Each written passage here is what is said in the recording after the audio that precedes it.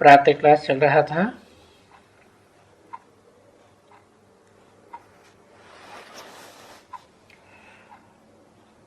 अठारह जुलाई 1968।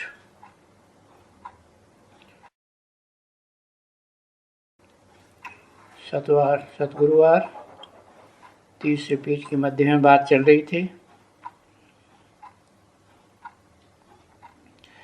जो गाया जाता है, तुम माता पिता हम बालक तेरे, तो जानते हो कि वो तो पिता है सबका। ऐसे तो उनको माता नहीं कहा जा सकता।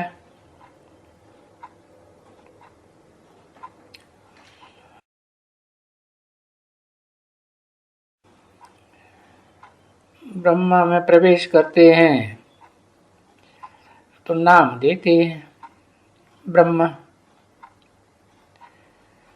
नहीं तो दादा लेखराज नाम था ना।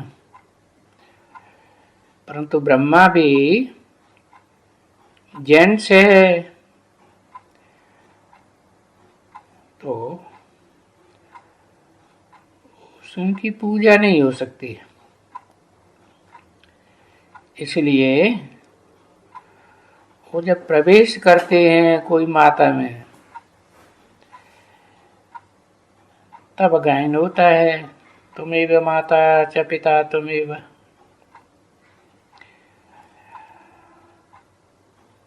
तो वहां माता नहीं होती है, वहां तो बाप है और रूह सभी यहाँ आते हैं।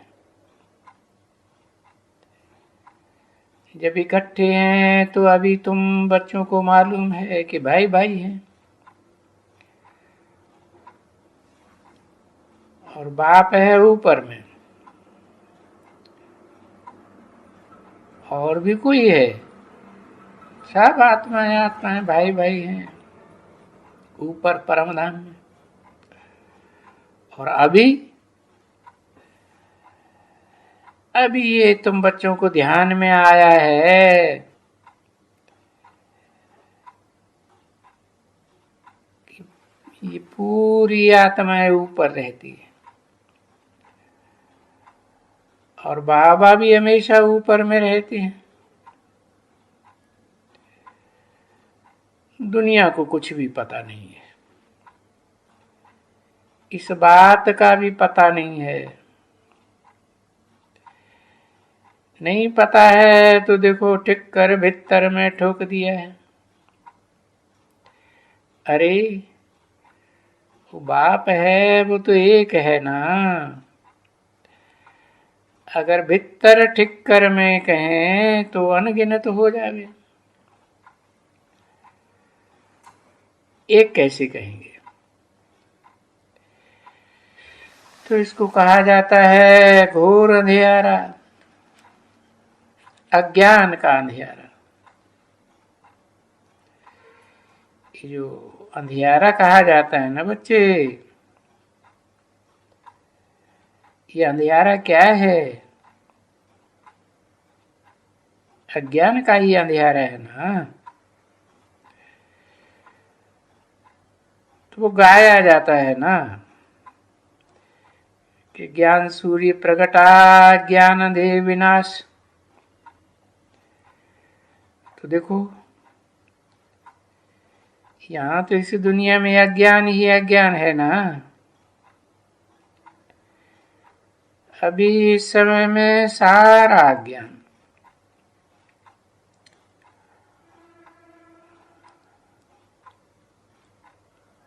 अज्ञान भी है और रावण राज्य भी है, और रावण राज्य के कारण विकार भी है। बाप ने समझाया बच्चे, रावण राज्य वहां नहीं होता है नई दुनिया में, इसलिए वहां कोई विकार भी नहीं है। विकार नहीं है, देह अभिमान भी नहीं है, वहां तो सब आत्मा अभिमानी। ये बात बाप ने हमको अच्छी तरह से समझाई है। आत्मा को ये ज्ञान होता है कि हम आत्मा छोटी हैं। फिर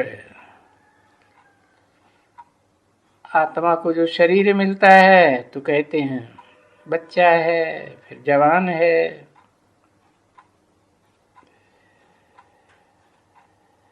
अभी तो ऐसे ही आत्मा को ज्ञान है ना।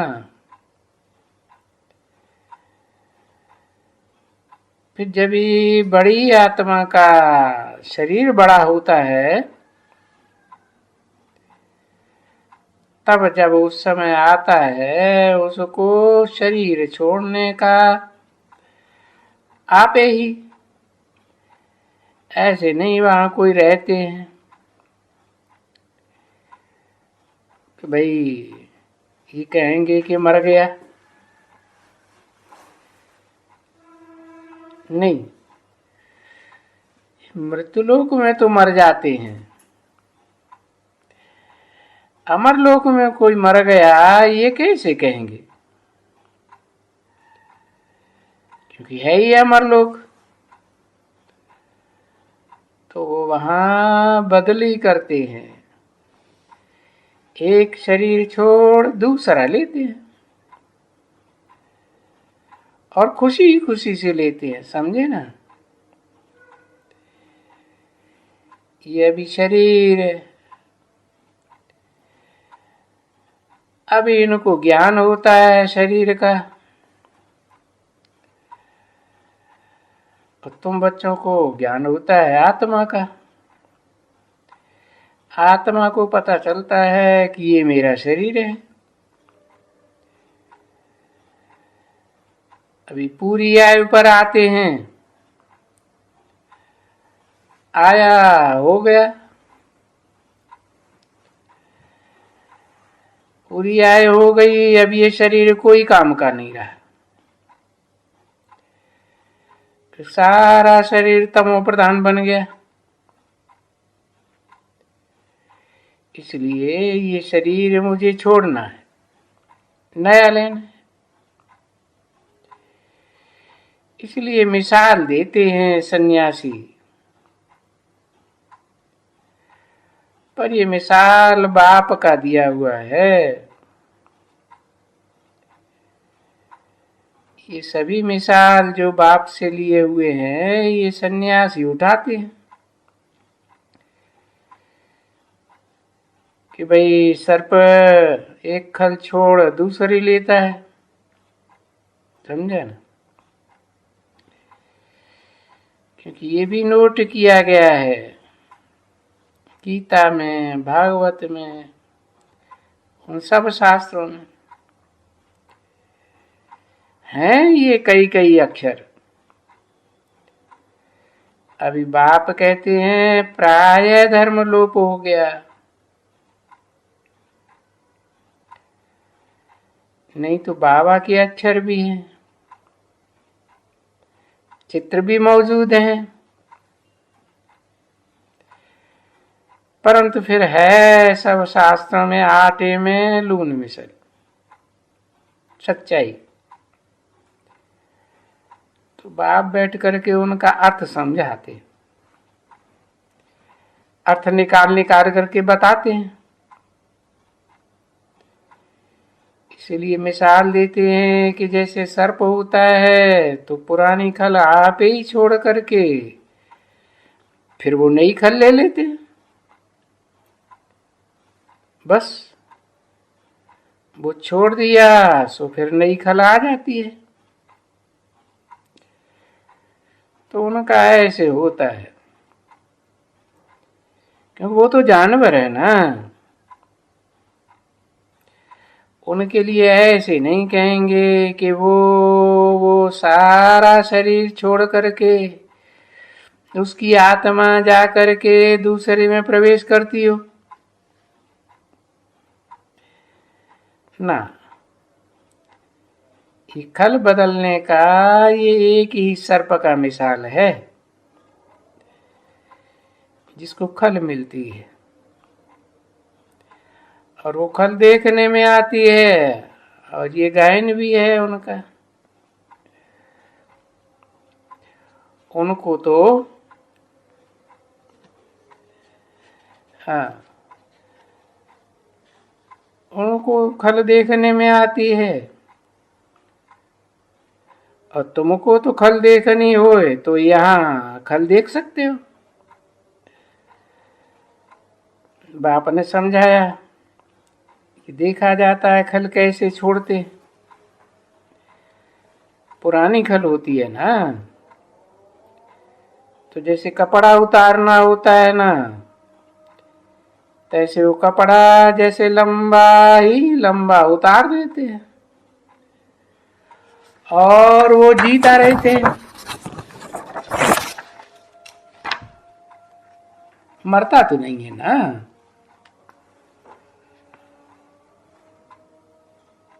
18 जुलाई 1968 की प्रातः क्लास का चौथा पेज। मरता नहीं है। हाँ, मरता तो जरूर है, 3-4 बार खल छोड़ता है फिर मरता है। कोई अमर तो नहीं रहता है।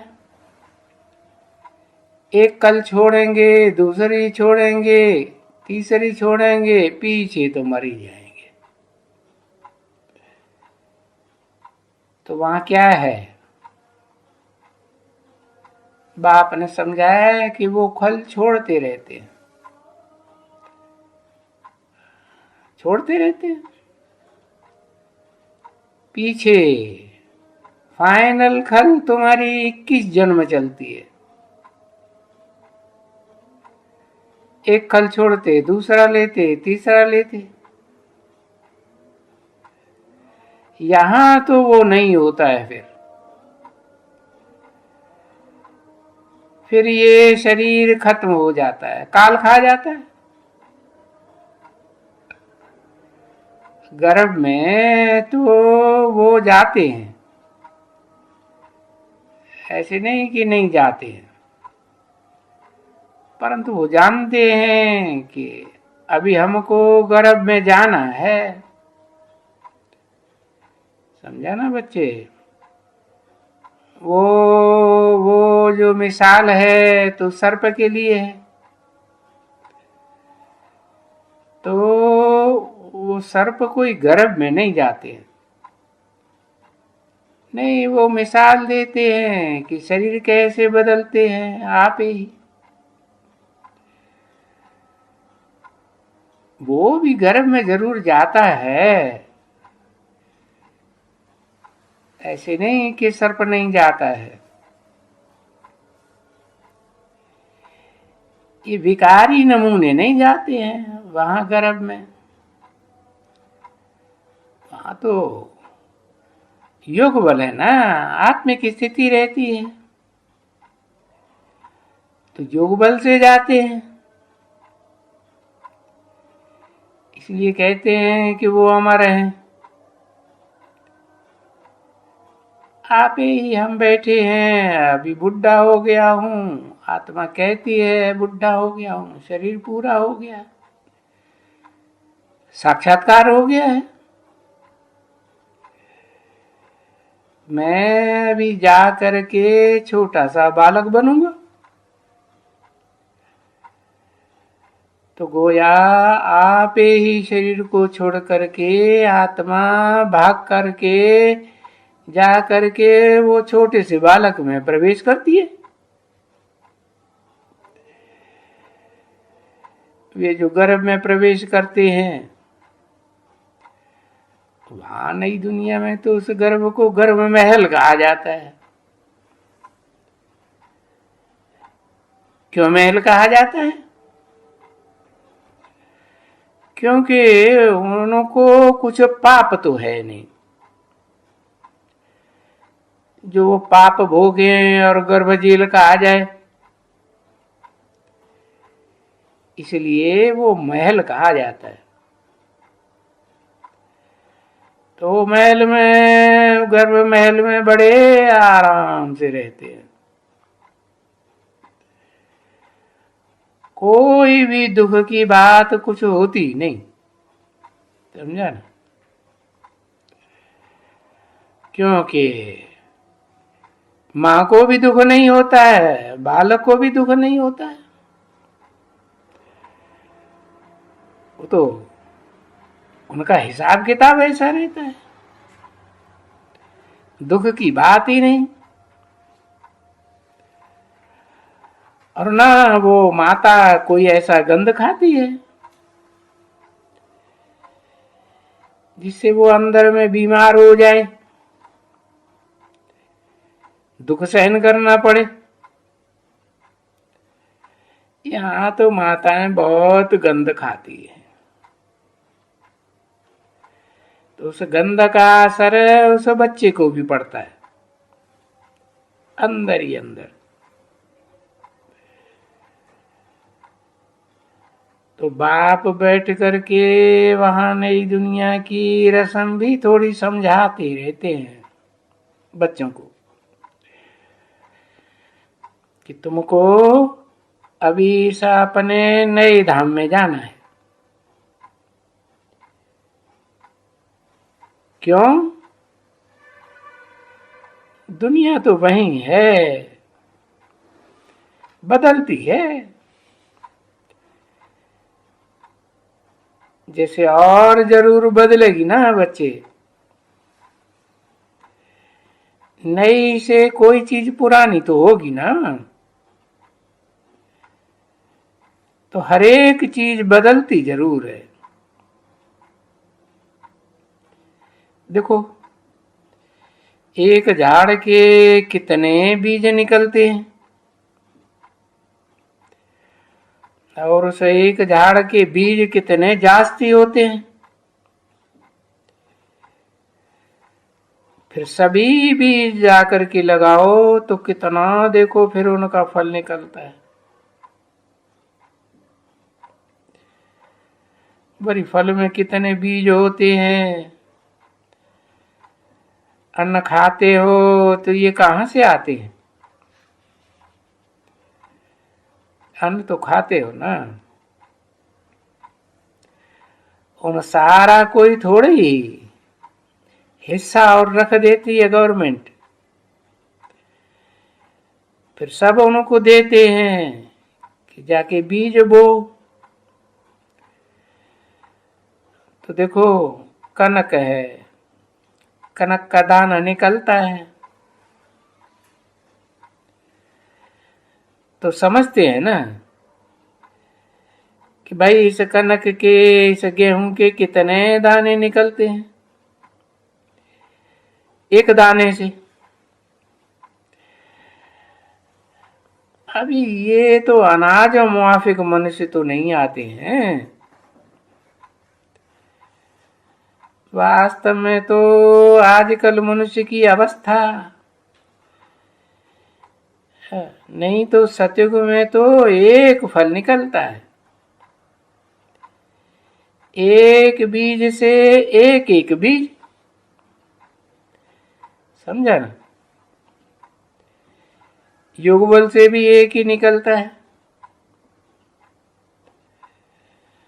वहां विकार से तो 5 8 10 बच्चे पैदा कर देते हैं, वो तो पुरानी दुनिया कही।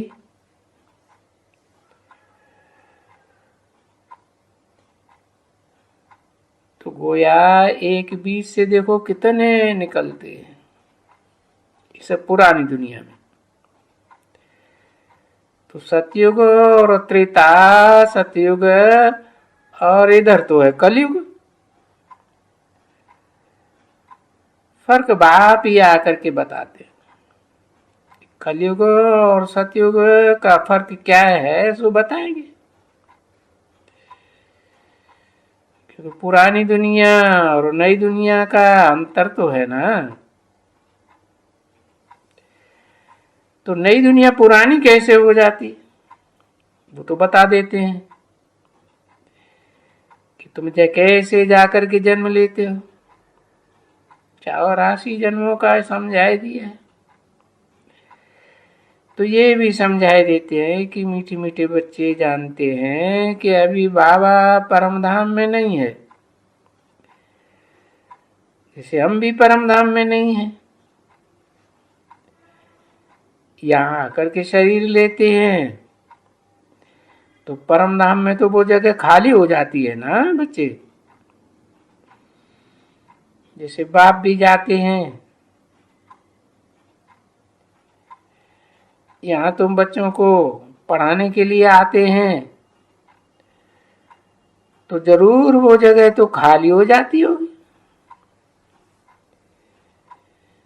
क्योंकि फिर जाएंगे तभी वो जगह जाके भरेंगे।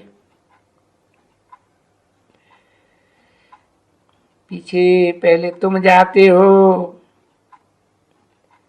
या बाप जाते हैं, बाप तो एक ही है,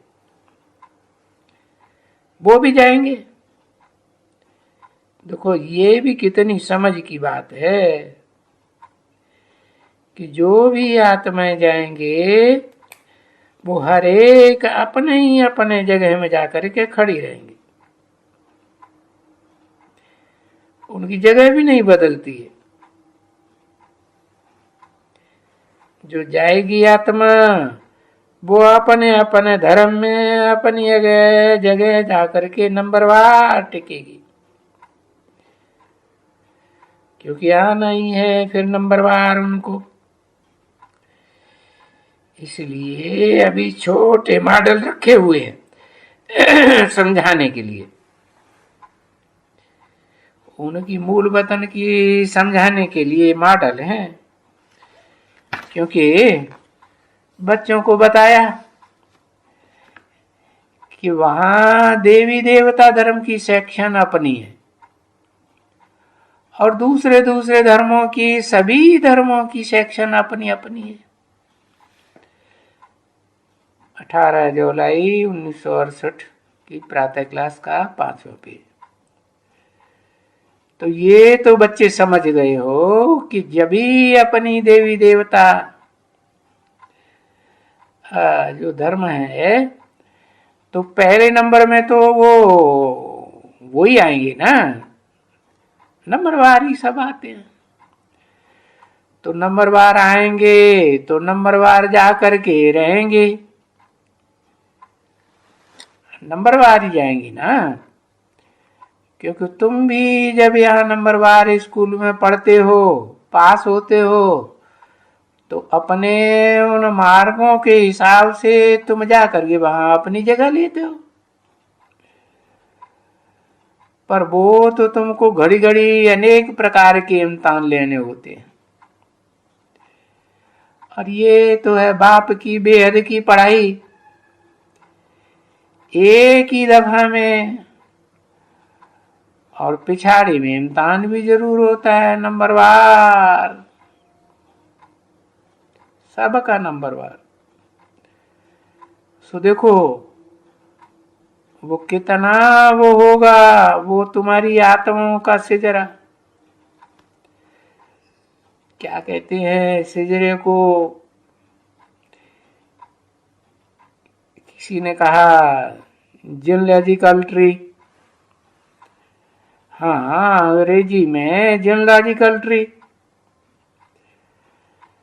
तो जैसे तुम्हारा झाड़ यहाँ है, तैसे तुम देखा है कि तुम्हारा झाड़ भी वहां ऐसे ही है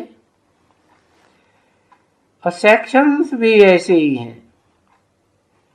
क्योंकि ये भी तुम बच्चों ने दिव्य दृष्टि से देख कर करके और फिर यहाँ आकर के ये मॉडल बनवाया है। ये तो बाप ने समझाया कि ये तो बहुत थोड़े में ही होंगे, कोई बहुत जास्ती जगह नहीं लेंगे, आत्माएं इतनी सी